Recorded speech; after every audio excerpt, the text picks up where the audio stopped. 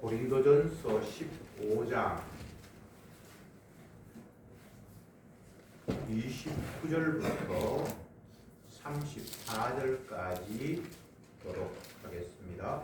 15장 29절에 만일 죽은 자들이 도무지 다시 살지 못하면 죽은 자들을 위하여 세례받는 자들이 무엇을 하겠느냐? 어찌하여 저희를 위하여 세례를 받느뇨? 또 어찌하여 우리가 때마다 이름을 무릅쓰리요? 형제들아, 내가 그리스도 예수 우리 주 안에서 가진 바 너희에게 대한 나의 자랑을 두고 단언하노니 나는 날마다 죽노라. 내가 범인처럼 에베소에서 맹수로 더불어 싸웠으면 내게 무슨 유익이 있느냐? 죽은 자가 다시 살지 못할 것이면 내일 죽을 터이니 먹고 마시자 하리라. 속지 말라. 악한 동무들은 선한 행실을 더럽히나니 깨어 의를 하고 죄를 짓지 말라. 하나님을 알지 못하는 자가 있기로 내가 너희를 그렇게 하기 위하여 말하노라. 아멘. 15장 전체가 부활에 대한 주제를 가지고 계속해서 말씀이 선포되고 있는데, 오늘 우리가 읽은 본문은 부활이 있다 없다, 부활 유무에 대한 그 논쟁들에 대해서 바울이 부활은 분명히 있는 것이다 이렇게 말하면서 논리를 전개하고 있습니다. 부활이라는 말은 예수님에 의해서 처음 발설된 내용이죠. 예수님 이전에는 부활이라는 말이 죽으면 그냥 끝이지 다시 산다라는 개념 그 자체가 없었는데, 예수님이 계속해서 하시는 말씀이 내가 사람들에게 잡혀서 고난받고 죽임을 당하고 3일 만에 다시 살아나리라 이런 이야기를 하심으로 말미암아 죽었다가 다시 사는 것, 다른 말하면 부활, 이런 개념들이 처음 이 땅에 만들어지기 시작을 했습니다. 그래서 많은 사람들이 예수님의 말씀에 대해서 이해가 안 되니까 죽었다고 다시 산다, 이게 도대체 무슨 말이지? 심지어는 제 아들이 예수님께서 죽었다가 다시 살아난다 그러니까 다시 살아난다라는 말에는 그는 믿음이 없으니까 죽는다라는 말 때문에 불안해했어요. 예수님을 따라다녔는데 자기들은 직업이나 모든 것들을 다 버리고 예수님을 따라다녔는데 예수님 죽는다고 하니까 다시 살아난다는 말은 뭐 이게 귀에 들리지도 않고, 죽는다고 하니까 주님 죽으면 안 됩니다. 그럼 우리가 어떻게 됩니까? 직업도 다 버리고 배와 건물을 버리고 예수님을 쫓아왔는데, 그래서 예수님의 입에서 부활이라는 말이 처음 나왔고, 그 말을 들은 제 아들 그 외에 다른 사람들이 도대체 말도 안 되는 소리를 예수님께서 하고 계신다라고 생각을 했고, 그래서 사두개인 같은 사람은 특별히 부활에 대한 그 반감을 가지면서 예수님께 질문하기를, 주님, 질문 있습니다. 모세 율법에 어떤 형제가 결혼을 했는데 아기도 못 갖고 죽어버리면 그 맏아들의 대를 잇기 위해서 그 형수가 뭐 두 번째 동생하고 결혼을 해가지고 처음 태어나면 그 맏아들의 아이로 대를 잇게 하는 그런 게 법이 있거든요.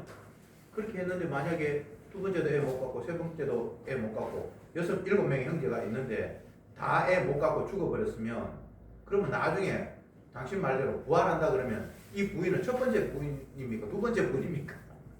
이런 식의 질문을 예수님 앞에 했잖아요. 예수님께서 하나님 나라에는 장가하고 시가하고 그런 혈육적인 그런 관계가 아니라 새로운 세계다.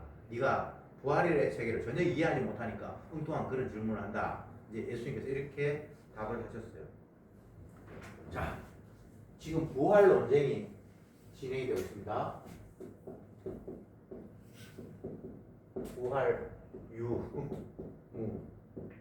부활에 있다 없다, 지금 이걸 가지고 바울이 이야기를 하고 있죠. 부활은 반드시 있는데 왜 있는가? 첫 번째, 예수님이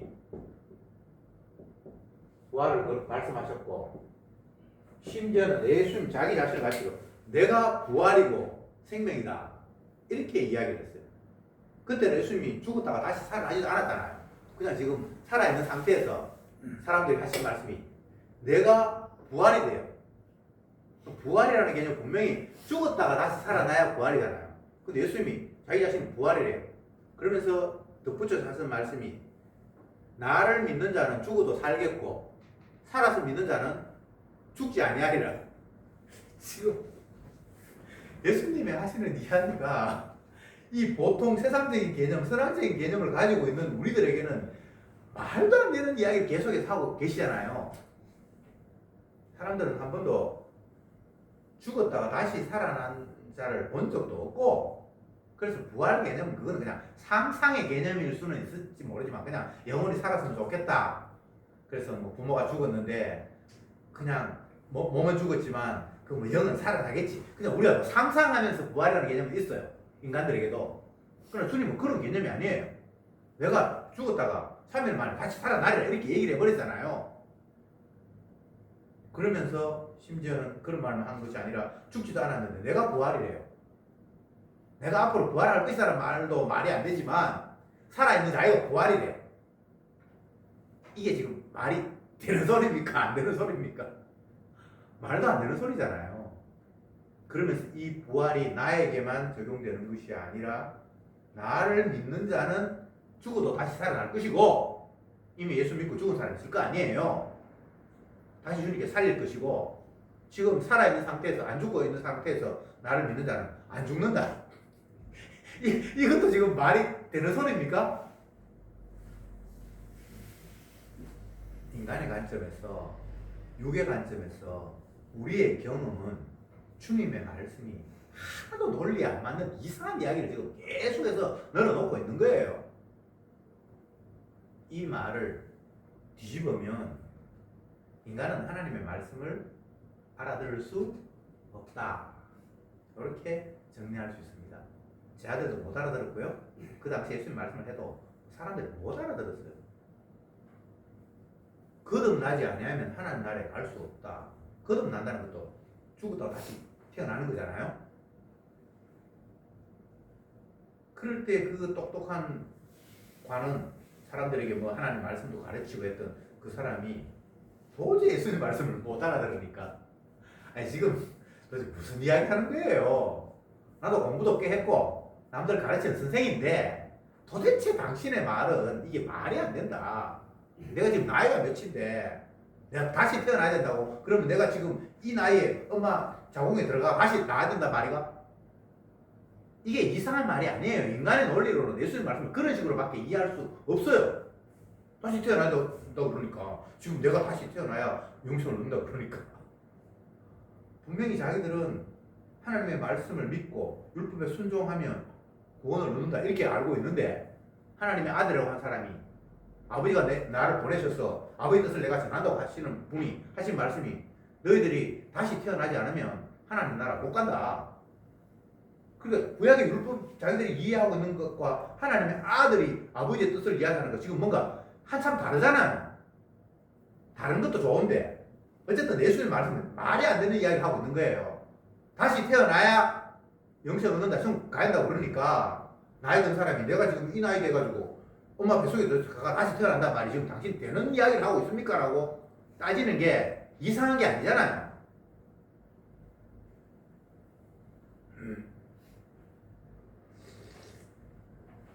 사도 바울이 부활은 분명히 있다. 너희들은 자꾸 부활이 없다고 하는데 부활이 있다. 왜? 예수님이 부활을 말씀하시는 거예요. 그리고 사도 바울은 성령이 왔으니까 이제 부활에 대해서 깨달은 바가 있어요. 경험상으로 죽었다 살아났다라는 걸 봤다 이런 부활 개념이 아니고 영적으로 부활의 세계가 무엇인지를 바울이 깨달았단 말이에요. 그래서 반드시 부활은 있다라고 이야기를 하는데 오늘 그걸 이제 논증을 하면서 29절에 만일 죽은 자들이 도무지 다시 살지 못하면 죽은 자들을 위하여 세례받는 자들이 무엇을 하겠느냐? 어찌하여 저희를 위하여 세례를 받느냐?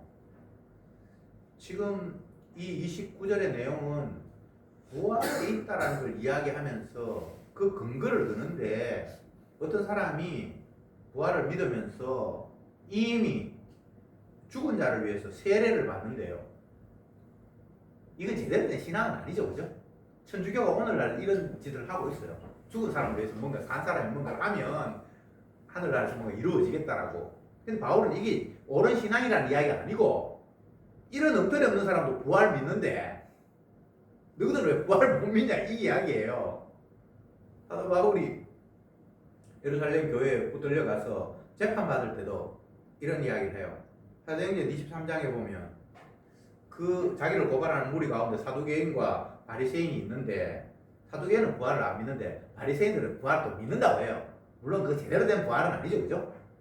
그래서 그 사람들을 향해서 나도 바리새인이다, 나 부활을 믿는다 그렇게 이야기하니까 바리새인들이 뭐 저 사람 우리하고 한편이니 이러면서 그 사도 바울의 변정을 조금 긍정적으로 받아들이는 그런 분위기를 성경에 기록해 놨는데 어쨌든 29절의 내용은 죽은 자를 위해서 세례 받는 사람이 있는데 그 사람들은 어쨌든 부활이 있다고 생각하니까 거짓하잖아.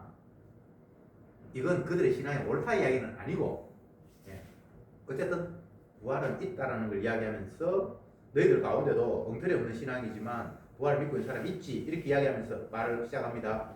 30절에 또 어찌하여 우리가 때마다 위험을 무릅쓰리요. 이제는 이제 제대로 된 부활을 믿는 사람들이 죽음을 두려워하지 않고 복음을 위해서 살아가는 그런 삶의 모습을 이야기하고 있습니다. 스데반 같은 사람이 부활을 믿는 사람이잖아요.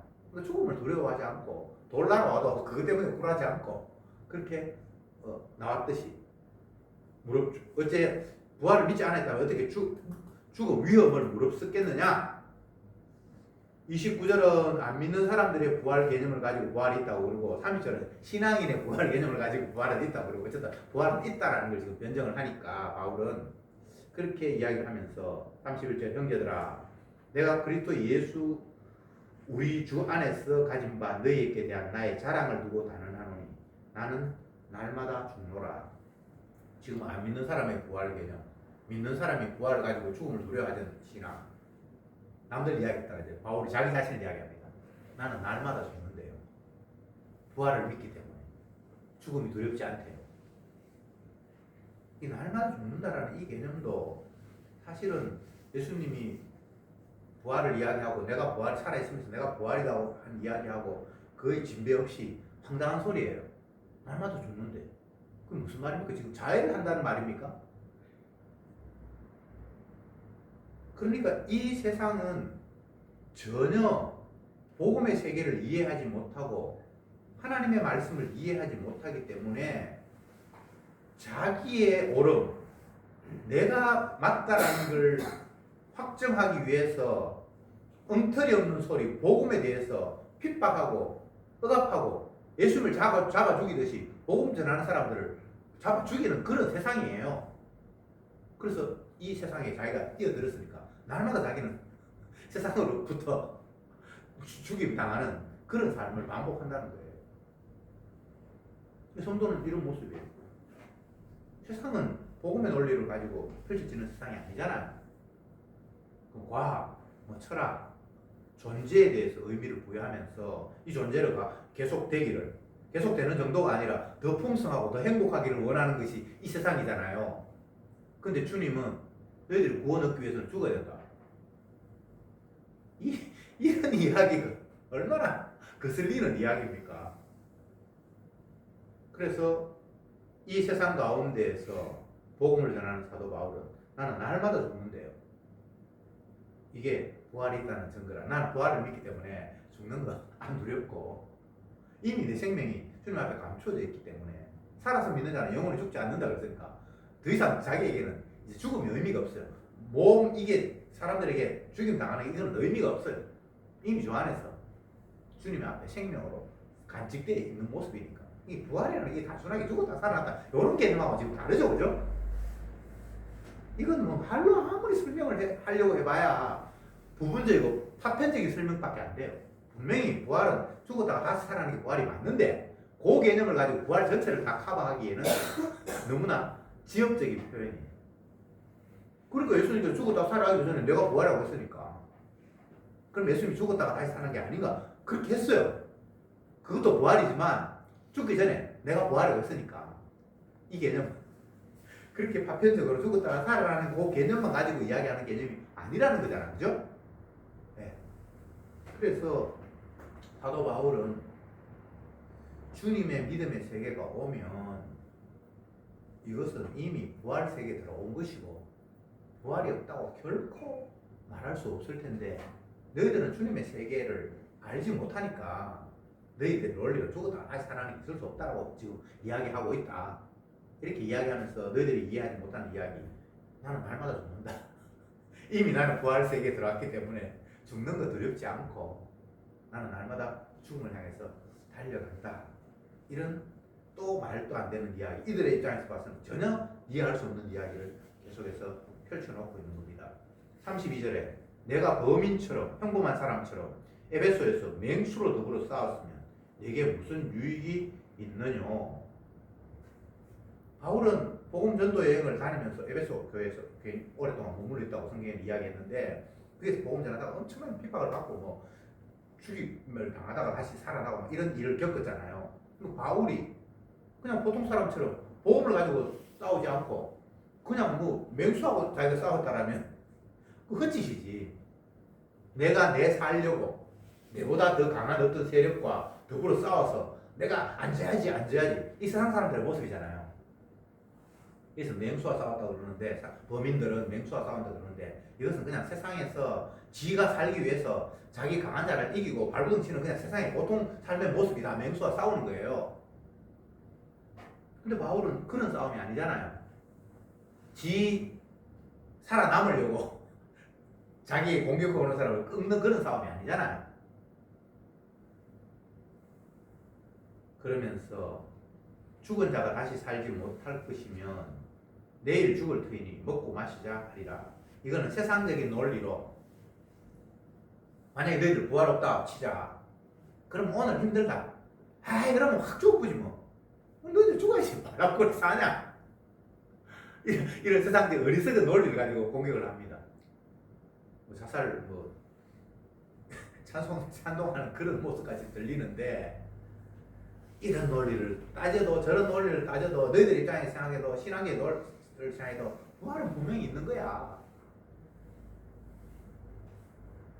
33절 속지 말라. 악한 동무들은 선한 행실을 더럽히나니. 여기 선한 행실을 더럽힌다는 것은 부활을 없는 것처럼 무시하는 그런 악한 행동들, 이것들이 악한 자들의 행동이다. 34절에 깨어 의를 행하고 죄를 짓지 말라. 하나님을 알지 못하는 자가 있기로 내가 너희를 부끄럽게 하기 위하여 말하느니라. 지금 고린도 교회 안에서 부활도 믿지 않고 그냥 부활을 믿지 않는다는 건 어떤 의미인가 하면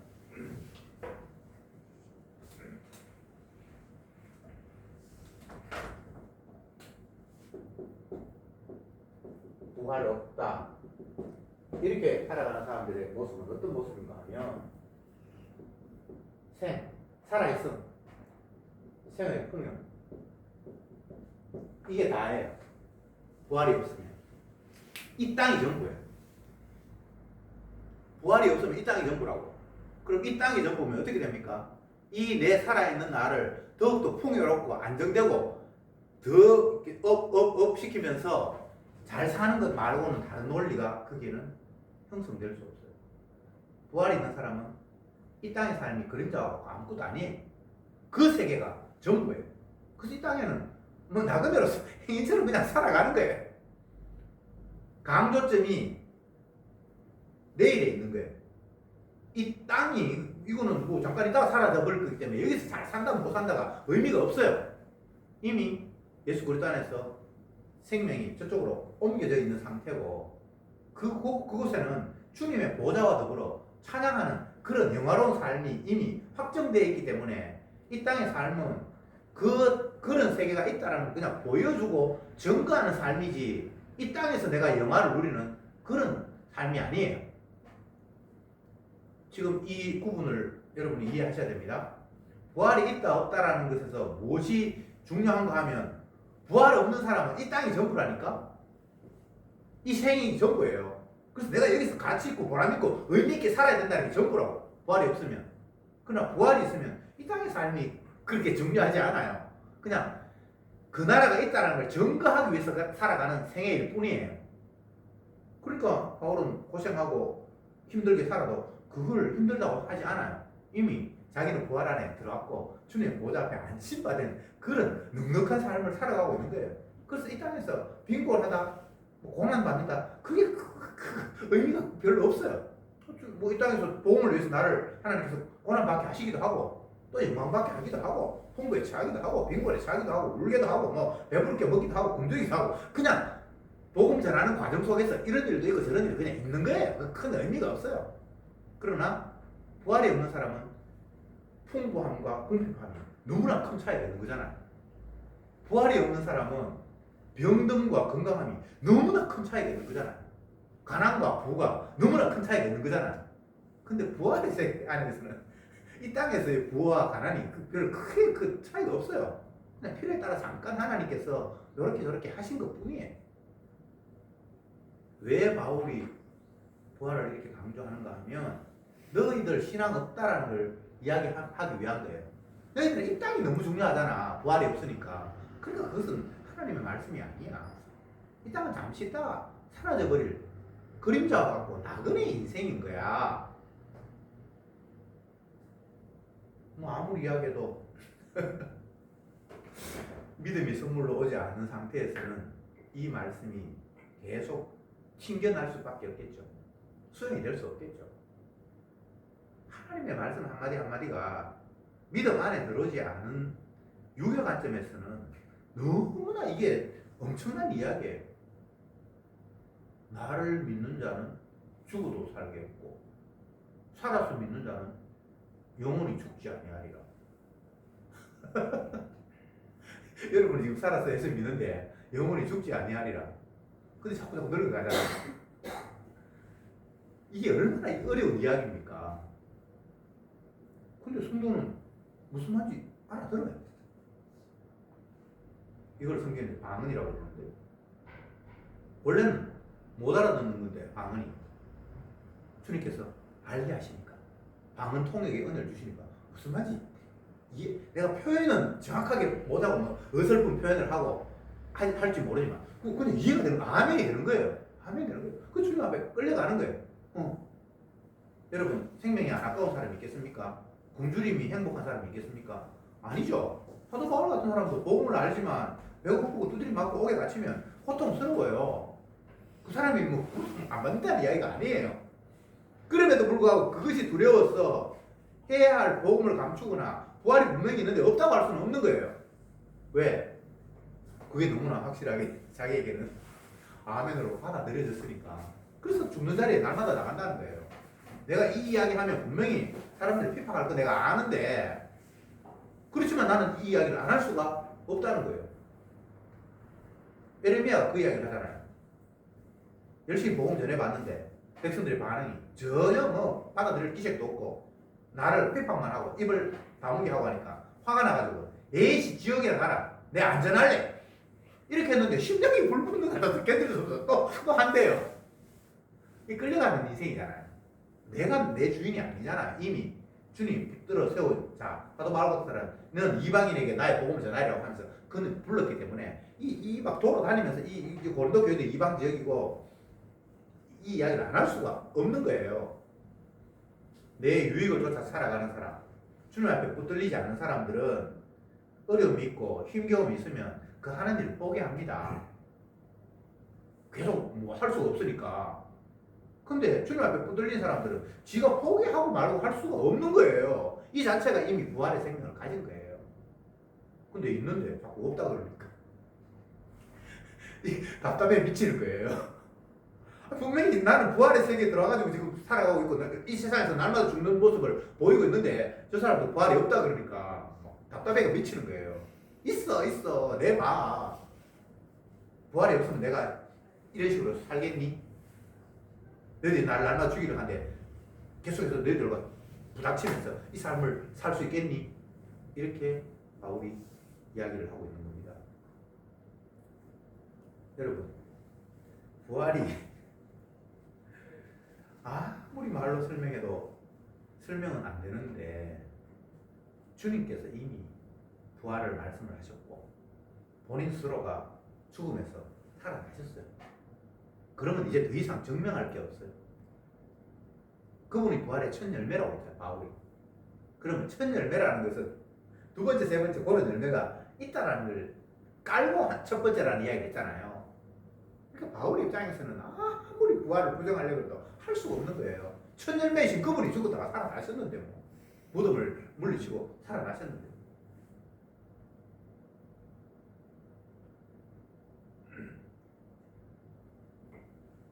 요 개념을 다른 식으로 좀 설명해 보면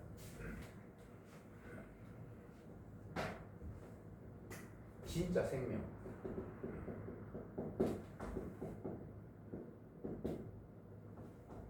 이걸 좀 설명해 봅시다. 이 땅의 인간들은 주님에 의해서 태어나죠. 이 땅. 근데 결과적으로는 죽죠. 여기는 출생,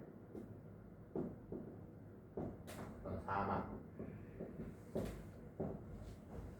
근데 여기서 다시 생명, 부활인데 이런 경로를 성경이 이야기하고 있는 거예요. 사람들은 부활이 없으니까 출생, 내가 있다에 목을 매는 거예요. 사망을 내가 경험하지 못했지만 주변에 보면서 사망을 다 알아요. 근데 이걸 걷고 피하려고 하는 거예요. 내가 사라져 버리면 이제 아무것도 없으니까, 부활의 세계가 없으니까. 이게 여기까지가 안 믿는 사람들의 개념. 근데 이게 안 죽으려고 발버둥을 치는데 한 번 죽는 것은 하나님이 정하신 거래요. 왜? 생명이 따로 있다는 걸 보여주기 위해서. 네가 이 땅에 태어나서 출생한 그거 생명 아니야. 생명은 반드시 죽어서 주님께서 다시 살릴 때 그것만 생명이야. 그러니까 이 땅에 살아있는 사람들은 이걸 모르니까 그냥 지가 살아있으니까 이게 생명이 있다고 생각해요. 이게 생명 아닙니다. 죽어가는데 이게 뭐 생명입니까? 생명이라는 것은 영혼이 안 시들어야 그게 생명이잖아요. 영혼이 살아야 그게 생명이잖아요. 이 땅에 있는 이 첫 번째 아담 안에 있는 출생 이거는 생명이 아니에요. 아시겠습니까? 있죠? 있으면 뭐합니까? 없어질 건데. 우리가 눈으로 확인하는 이 피조 세계는 다 있다에서 시작해서 없다로 끝납니다. 사라지지 않을 게 없어요. 사람만 사라집니까? 뭐 잃어버려서 사라진 게 아니고 진짜 없어져 버려요. 네. 최근에 제가 TV 보다가 이런 생각을 해봤어요. 예전에 부자가 되기 위해서는 한 대가 열심히 저축하고 노력해서 부자가 되는 건 거의 불가능하고 할아버지 때부터 부가 쌓여서 한 3대 정도 쌓여야 그 사람을 부자라고 한다. 제가 그런 글을 읽었거든요. 그러니까 삼성 뭐 이런 또 뭐 우리나라의 큰 기업들이 지금 당대 이룬 게 아니잖아요. 그 할아버지 때부터 기업을 이뤄서 엄청나게 불려서 아들 해가지고 3대 정도 가니까 우리나라에서 막 최고 부자고 한 대 열심히 벌어가지고 그 정도가 안 된단 말이에요. 그게 옛날 사람들 생각이에요. 근데 엔비디아의 뭐 존슨 화인가? 그 사람은 내보다 2살 어리던데 보니까 지 당대에 세계 1등이 되고 있어. 그러면서 3대가 벌어야 부자 된다는 그 말이 수돌 같은 거예요. 제가 지금 무엇을 말씀드리려고 하는 거 하면 이 땅은 있었는데 어느 날 갑자기 없어져 버리고 영원한 게 없다라는 걸 제가 지금 말씀드리는 거예요. 그럼 엔비디아가 영원할 때였습니까? 아니에요. 곧 없어질 거예요. 어떤 기록에 보면 세계적인 뭐 50대 기업을 이렇게 해놨는데 예전에는 그게 오래 갔어요. 근데 이제 그게 생명이 짧아요. 주식이 50대 안에 들어가서 50대 부자였는데 옛날에 그 50대 부자가 그 50대에서 벗어나기 위해서는 한 뭐 100년이 걸렸다 그러면 이제 30년도 안 걸리는 거야. 점점 그 부자 기간이 짧아. 잠깐 부자인 같은데 어느 날 갑자기 그 쭉 떨어져가지고 다른 사람이 차고 올라오는 거예요. 이 말은 세상 모두는 있었는데 없어져 버린다 이 말입니다. 예, 잠깐 있다 사라져 버릴 것들이라는 이야기예요. 요즘 기성세대들이 젊은 세대를 향해서 뭐 경제적으로 교훈을 하는데 이 교훈이 안 먹혀 들어가요. 왜?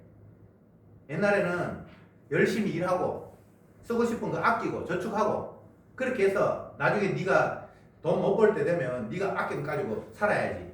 저축하고 낭비하지 말고 열심히 일하고 이렇게 얘기했는데 요즘 그 이야기가 먹혀 들어가냐. 어느 놈은 주식 투자해가 뭐 10년 벌어버리고 어느 회사 들어갔는데 갑자기 뭐 성과급이라 하면서 6억 주고 이런 분위기 속에서 열심히 절약해라 아껴라 이런 말이 사람들에게 먹혀 들어가지 않는다는 거예요. 그래서 요즘 젊은 사람들의 방식이 뭐 일은 안 하면 당장 뭐 먹을 거 없으니까 일은 하되 언제든지 손털 준비를 하는 거예요. 내가 빨리 주식을 투자하든지 뭐 코인을 투자하든지 평생 벌까 하면 내가 힘들게 바로 일해 이거 가지고 해외여행 다니면서 엔조이하면서 살지. 그래서 부모가 자녀에게 뭐 경제적으로 뭐 교훈하고 이게 전혀 먹혀 들어가지 않는 그런 시대가 되어버렸어요. 제가 하는 이야기는 기성세대가 맞다 젊은 세대가 틀렸다 그런 이야기를 하는 게 아니고 이 세상에는 진리가 없고요. 그냥 잠시 있다 사라져버리면 뭐든 경제든 뭐든 가치든 그게 맞는 게 없어요. 뭐가 맞습니까? 부활의 세계가 믿음으로 받아들이지 않으면 이 세상은 혼란과 답 없으므로 그냥 도대체 뭘 어떻게 해야 할지 모르는 오늘 보면 나타나잖아요. 힘들게 왜 사니? 부활 없으면 죽어보지. 맞잖아요. 부활 없으면 뭐하라고 힘들게 버티고 삽니까? 죽으면 끝이라는데 그 세가 없다는데 바울 말이 지금 틀린 거 아니잖아요. 이 세상은 자체적으로 논리 모순 속에 살아가고 있는 거예요. 참아라 뭐하라고 참습니까?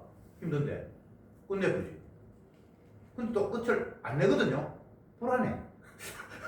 혹시 또 죽고 나중에 뭐가 있을 것 같아. 그냥 믿음이 없으니까 늘 초조하고 불안한 거예요. 이게 맞는가? 저게 맞는가? 이거 따라갔다가 저거 따라갔다가 부하내동이라는 우리 표현이 있는데 쥐는 장에 갈 생각이 없었어요. 걸음 메고 걸음을 어깨 지게 짊어졌 다는 말은 밭에 가겠다는 의도잖아요. 근데 나와보니까 사람들이 다 장터로만 몰려가네. 그러니까 걸음지고 장에 간다. 이 말이 우스운 이야기 같은데 인간들이 다 그렇게 살아가요. 뭐가 뭔지를 확답이 없으니까. 부활을 못 믿으니까. 죽어도 살겠고 살았습니다. 영원히 죽지 않는다. 주님 안에서는 영원한 생명이 있다. 우리가 출생했지. 근데 결국은 죽어. 근데 죽고 난 이후에 참 생명이 비로소 있는 거야. 이게 부활을 믿는 거잖아요. 이걸 믿는 사람들은 없어진다는 걸 초조해할 일이 없어요. 나이 한 살 한 살 더 먹어가고 몸이 점점 약해져 가고 부활이 없으면 그게 불안하잖아요.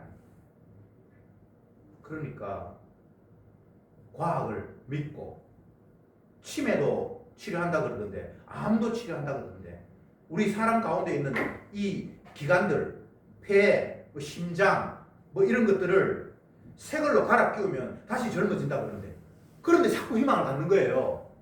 왜? 안 죽고 싶으니까. 부활이 자기에게는 믿음이 없으니까 안 죽고 싶은 거예요. 그런데 주님의 말씀이 찾아오고 하나님의 말씀이 믿음으로 우리에게 받아들여지고 부활이 믿어지니까 이 땅의 삶은 잠시 있다 사라져버릴 나그네와 같은 인생이 돼요. 실체가 있다는 걸 보여주기 위해서 그림자로 이 땅에 그냥 지금 있대요. 첫 번째 아담인 우리 아담에 속한 우리는 영원한 아담 예수님의 참이 있다는 걸 보여주기 위해서 가짜로 그냥 존재하는 거예요. 그래서 사라져버려야 될 거예요. 주님이 영원히 있기 때문에 가짜는 두 번째 아담이 영생이기 때문에 첫 번째 아담에게 속한 거는 이 사라져 줘야 되는 거예요. 저 여러분들 다 가짜로 살아있는 거예요. 진짜가 따로 있다는 걸 보여주기 위해서. 이 땅이 없어져야 될 이유는 영원한 나라가 따로 있다는 걸 보여주기 위해서. 이 땅이 영원하면 영원한 나라가 있다는 말이 의미가 없잖아요. 여러분이 사라져줘야 주님의 말씀이 영원한 거예요. 주님이 말씀하셨잖아요. 모든 사람은 다 죽는다. 그리고 죽고 난 이후에 하나님께서 진짜 평가를 내려서 알과 죽정이를 나눈다. 그 심판이에요. 심판. 생명의 부활, 사망의 부활. 죽었는데 다시 살려가지고 생명 쪽으로, 영원한 심판 쪽으로 이렇게 나눈다라고 주님께서 말씀하신 거예요. 근데 그게 안 믿어지니까 믿자니 믿음이 없고, 안 믿자니 혹시 있으면 어떡할까 싶어 불안하고, 이게 마귀에게 붙들려 있는 인생들의 모습입니다. 늘 초조하고 불안해요. 여러분, 많이 가진 사람들은 여유가 있을 것 같죠? 아니에요. 그거 혹시 누가 빼앗아 갈까봐 불안한 거예요. 여러분, 집에 드라마에서 나오는 것처럼 큰 금고 갖다 놨습니까? 그런 거 대부분 없으신데 얼마나 불안했으면 은행도 못 믿어요. 내가 내 주머니 안에 갖고 있어야 되는데, 그래서 아들한테도 며느리한테도 비밀번호 안 가르쳐줘. 나만 알아야 돼. 근데 치매 걸리면 골치 아파. 그게 지금 제가 우습게 이야기하는 건데 그만큼 불안하다는 거예요. 그냥 은행 맡겨놓으면 되잖아요. 근데 너무 많은 사람들은 은행도 파산한다 그러고 하니까 못 믿는 거라. 그래 저거 집에 큰 거 갖다 놓고 몇 번 잠그고 날마다 집에 와서 혹시 그 안에 있는 거 누가 가져가는가 싶어 확인하고. 그게 불안하다는 상징적인 표현입니다. 우리는 주님이 어떤 분인가를 보여주기 위해서 만들어진 도구들이에요. 내 자체가 의미가 없습니다. 해 자체가 의미가 있는 것이 아니에요. 코스모스 자체가 의미가 있는 게 아니에요. 만드신 분이 무엇을 하고 있다는 의미를 보여주기 위해서 어떤 기능으로 모든 피조물들은 있게 됐어요. 악인도 악한 날에 주님께서 효과적으로 사용하신다. 악인이 필요한 거예요. 용서가 어떤 것인지, 주님의 사랑이 얼마나 대단한 것인가를 보여주기 위해서 용서받을 성도가 이 땅에 보내지는 거예요. 나 구원 얻고 천국 보내라고 하는 게 아니고 주님의 사랑이 얼마나 대단한 걸 보여주기 위해서 용서받을 자를 하나님이 정해놓은 거예요. 다 기능입니다. 역할극. 드라마 알잖아요. 그 무대에서 악한 역할을 하는 사람, 선한 역할을 하는 사람, 희생당한 사람, 이 역할이잖아요. 나름대로 행인도 있고. 저와 여러분들은 그렇게 해서 만들어진 존재예요. 내가 누군데 그냥 주님의 도구예요. 주님의 도구가 아닌 사람은 없습니다. 우리가 볼 때는 막 멋있는 것 같고 나는 초라한 것 같고, 근데 그런 개념 자체가 그게 뭐가 잘못된 거예요. 초라하든 뭐 하든 그런 개념 자체가 잘못됐고, 주님께서 자기 뜻을 이루기 위해서 우리를 활용하시는 과정 속에서 또 초라한 것으로 시작했다가 초라한 것으로 끝나는 사람이 있는가 하면, 또 초라했다가 또 좀 반짝했다가 뭐 하나님께서 아주 다양하게 사용하십니다. 텔레비전 같은 데 오락 프로그램을 보면 한평생 지지로 살다가 어느 날 갑자기 뭐 유튜브 해가지고 유명해졌다. 그런 사람 TV에 나오는 걸 봤어요. 그 개인이 가치가 있는 게 아니고요. 주님이 어떤 일을 보여주기 위해서, 주님의 뜻을 보여주기 위해서 이 땅에 있는 모든 피조물들을 그냥 활용하시는 거예요. 그러다 보니까 그런 일이 벌어지기도 하고 저런 일이 벌어지기도 하는 거예요. 제발 내 자체의 의미를 부여하지 맙시다. 그거 완전히 주님을 욕하는 거예요. 아니 내가 좀 잘 풀린다, 좀 편안하네. 나 입장에서 그런 생각을 가지면 안 됩니다. 아, 주님이 나를 요즘은 이런 식으로 활용을 하시네? 그러면서 그냥 감사하면 돼요. 지난번하고 좀 다르게 주님께서 나를 활용하시네? 그래서 그냥 감사하면 돼요. 사나 죽으나 주의 것이다. 이 말이 얼마나 귀한 말입니까? 사도 바울이 했던 이야기잖아요. 사나 죽으나 주의 것이라. 고린도 교회에서 이야기예요. 지금 우리가 그걸 지나와 버렸는데 너무 오래됐는데 사나 죽으나 주의 것이래요. 주님의 소유가 되었다는 이 자체만 해도 이건 엄청난 거예요.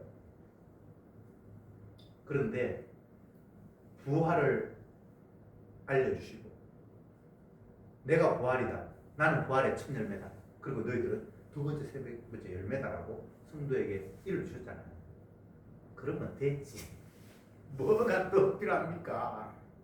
주님, 나그네든 말든 이 땅에서 좀 포옹 나게 했으면 좋겠습니다. 내가 포옹 나면 주님의 포옹이 찌그러져요. 내가 세해야 주님이 흥하게 돼요. 가짜가 가짜로 드러나야 진짜가 진짜로 이렇게 대비되도록 그렇게 주님께서 만들어 놓으셨어요. 그러니까 저 여러분들 찌그러져야죠. 죄인이 돼야 돼야죠. 기도합시다. 나는 부활이요 생명이니 나로 말미암지 않고는 아버지께로 올 자가 없느니라. 주님, 주님의 말씀이 참인데 우리는 마귀의 유혹으로 내가 존재하게 되었음 이 자체를 생명으로 착각하고 있습니다. 이 육은 반드시 사망이라는 결론을 도출하기 위해서 이 땅에 보내졌습니다. 그리고 죽어야만 부활이 있다는 사실을 주님은 몸으로 보여주셨습니다. 제발 하나님의 말씀 앞에 말씀과 다른 마귀의 이론에 마음 빼앗기지 말게 하시고 오직 주님의 말씀만 우리에게 가득 채워줘서 그 말씀대로 이루어지는 모든 사항들을 몸으로 확인하면서 감사, 찬송하는 자들이 되게 하옵소서. 예수님의 이름으로 기도드리옵나이다. 아멘.